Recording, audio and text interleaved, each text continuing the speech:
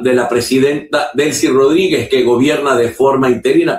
Esto es lo que no nos interesa, pero la ley tiene exclusiones. El señor Rodríguez la ley se hizo justamente para buscar la reconciliación, para corregir los errores que pudieran haberse cometido de parte y parte. Prosiguió Jorge Rodríguez en una sesión en la Asamblea Nacional. La amnistía no es automática, puede ser tramitada ante un tribunal. Expertos y defensores de derechos humanos la consideran insuficiente y excluyente, además de denunciar que es aplicada con discrecionalidad por jueces acusados de servir al chavismo. Tenemos lo que ha dicho Tarazona, pero en todo caso Jorge Rodríguez ha dicho que no toma en cuenta esa ley, no tiene nada que ver con los magnicidas, o sea, con las personas que quisieron entrar, digamos, actuar sobre acciones violentas en Venezuela, pues que no entran en esa ley de amnistía, ni los de los drones, ni los de la operación Gedeón, ni los del golpe azul, ni los del golpe de los topochos, aparentemente ni los policías metropolitanos, pues ninguna de esas personas entra en la ley de amnistía o puede ser beneficiada, a menos que la comisión lo recomiende y la presidenta lo apruebe, porque si no entran en la ley de amnistía tiene que haber un mecanismo de absolución o el mecanismo que tiene la presidenta, que son exactamente solo dos. Inaugurada la 7ª Expo Internacional de Petróleo, Industria y Comercio en Maracaibo, el Zulia se consolida como epicentro energético. Esta es una buena noticia. Este evento viene realizándose anualmente en la ciudad de Maracaibo, pero esta vez la fuerza que tiene el evento es que es en medio de toda una movilización, mis queridos amigos, que pudiera permitir avanzar en términos del desarrollo petrolero del país. Bueno, como les había dicho, trabajadores y estudiantes de la Universidad Central convocan a marcha nacional para el día 9 de abril hacia Miraflores. Esto tiene la característica especial que es hacia Miraflores.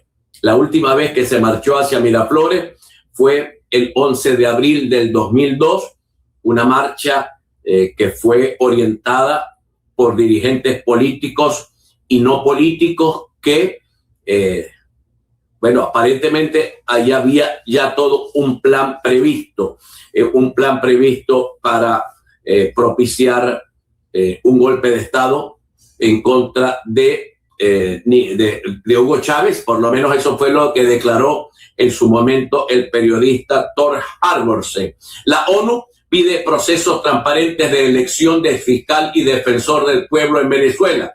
La relatora especial de la ONU, Margaret Staller White, destacó que estos cargos son cruciales para la protección de los derechos fundamentales y el funcionamiento del Estado de Derecho, y exigió a las autoridades venezolanas que garanticen un proceso alineado a los estándares internacionales. La buena noticia en todo esto es que hay un jaleo. No sé si son los norteamericanos los que han presionado para que haya un consenso en la Asamblea Nacional para hablar, para elegir al fiscal y al defensor. El tema es que quienes pueden romper o no el consenso son la fracción llamada fracción de la libertad, porque el resto de las fracciones que dicen ser opositoras votan con el gobierno, votan absolutamente con el gobierno, no se oponen a nada de lo que la mayoría parlamentaria del PSV allí propone. Entonces, ¿qué pudiera suceder? Bueno, pudiera suceder que se respete la Constitución y los dos mejores currículum sean los que deriven en el nombramiento de el fiscal general de la República y del defensor del pueblo. Pudiera suceder una segunda cosa, que es que el gobierno decida: no aflojo con el fiscal, pero aflojo con el defensor, y nombre al mismo fiscal que está, al señor Larry Daboy, creo que se llama, y permitan que una persona distinta a un militante del gobierno sea el defensor del pueblo. Por cierto, entiendo que se dio una extensión para que otras personas se puedan presentar. Para el día de hoy se va a presentar con su currículum la doctora Egle González Lobato. La hemos tenido en este programa. Ella fue consultora jurídica del Consejo Nacional Electoral. Hoy es una opositora de lo que llamamos el centro político y ella va a presentar su postulación.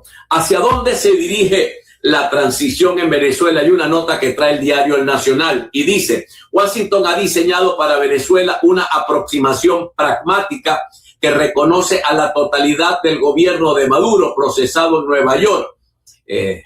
Bueno, esto es, más bien hay un análisis acá.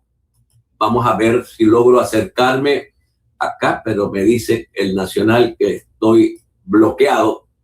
Esto sucede con frecuencia por el problema de las páginas web en Venezuela. Vamos a ver si puedo entrar al Nacional por otra vía o no.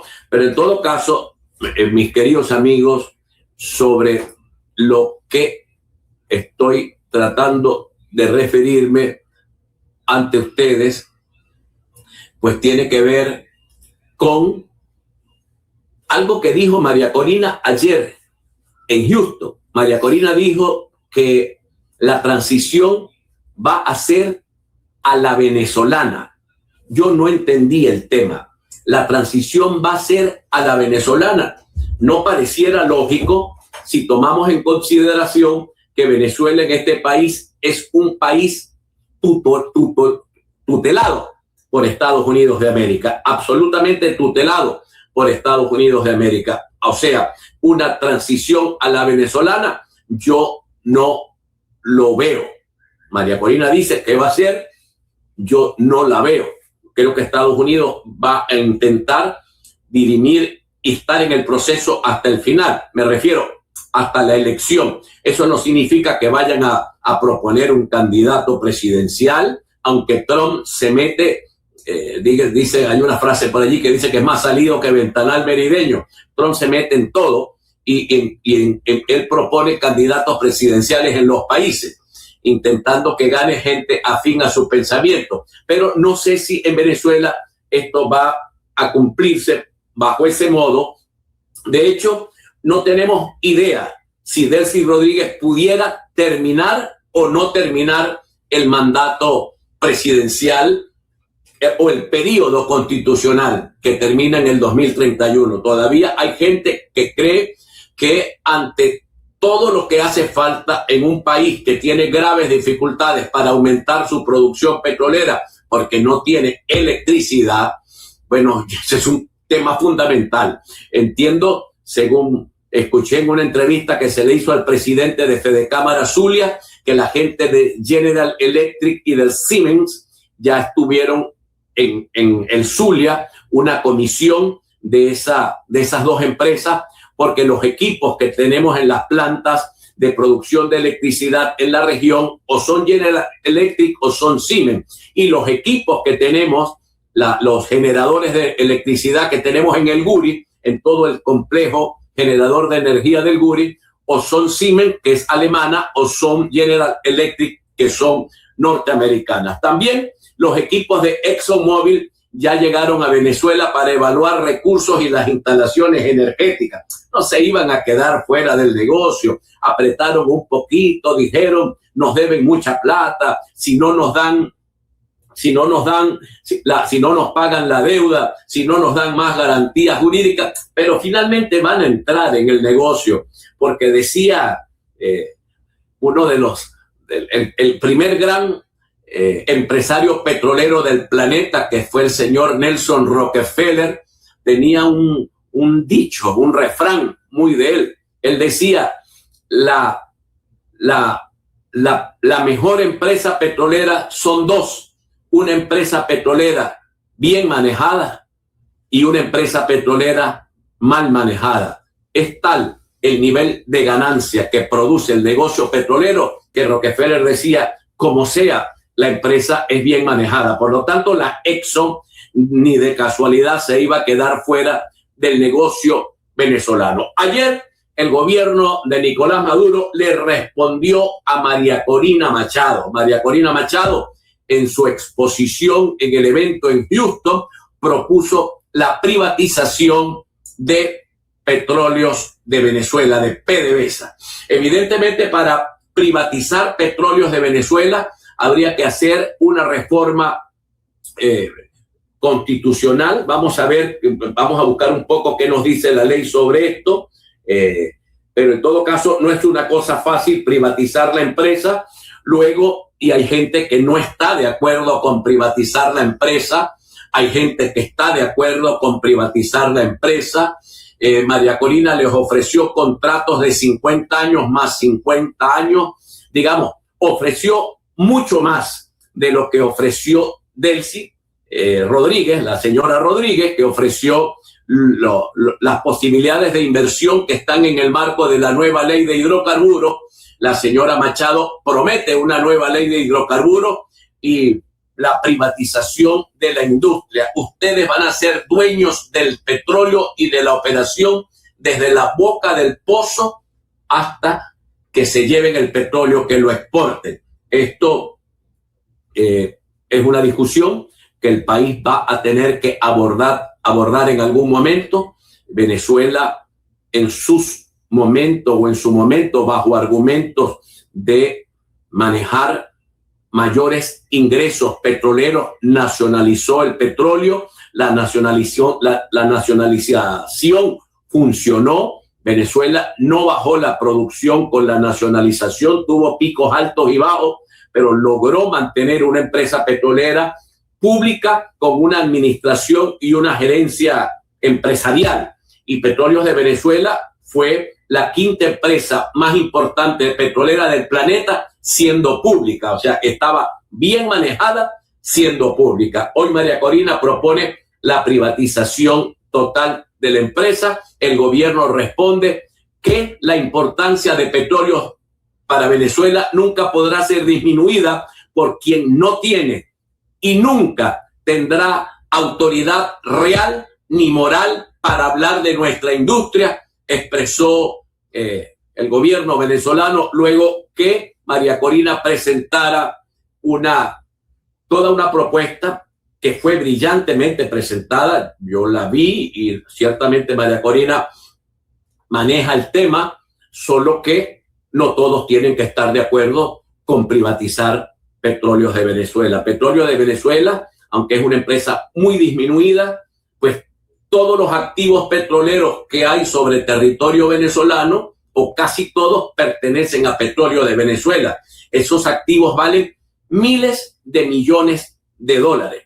Eso pudiera privatizarse y agarrar ese dinero para aumentar sueldos y mejorar hospitales, o pudiera capitalizarse, crear empresas mixtas donde el Estado venezolano gane más dinero por su participación accionaria en las empresas mixtas. Entonces esto va a ser una discusión que cuando toque vamos a traer especialistas al programa para que podamos abordar a fondo ventajas y desventajas sobre este tema.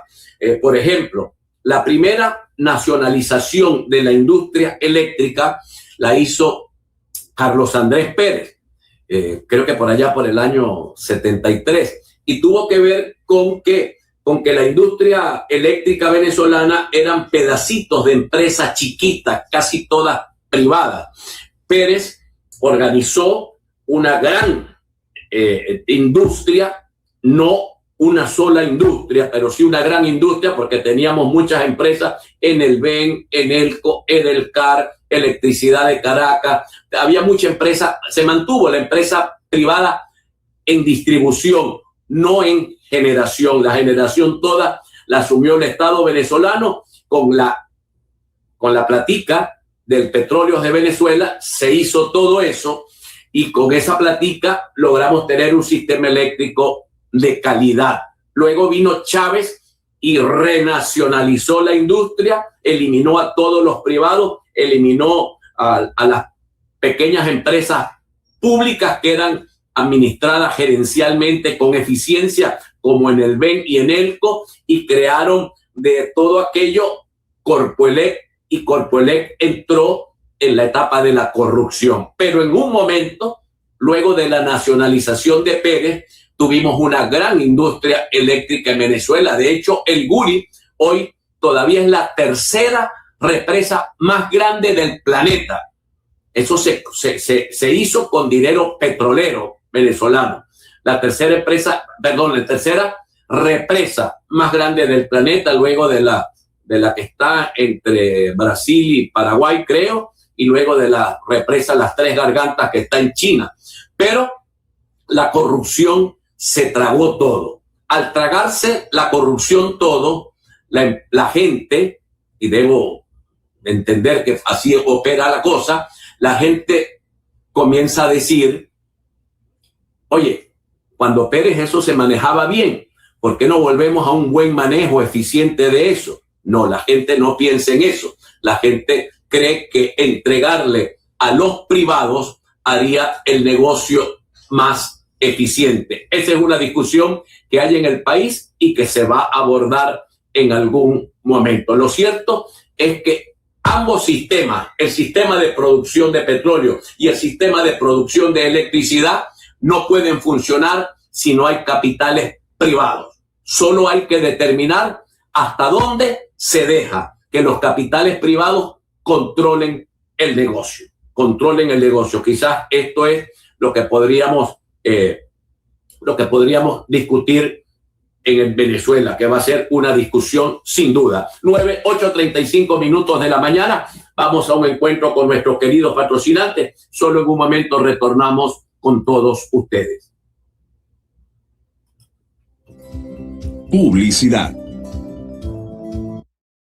¿Buscas una educación que te abra las puertas al éxito profesional? En la Universidad Dr. Rafael Belloso Chacín llevamos más de 35 años formando a los mejores. Aquí en Urbe la excelencia académica es una realidad. Te ofrecemos programas actualizados, infraestructura moderna, tecnología de punta y profesores altamente calificados. Nuestro compromiso es prepararte para ser el profesional que el mundo de hoy necesita. No pierdas más tu tiempo. Inscríbete y comienza tu futuro con nosotros. Somos Urbe.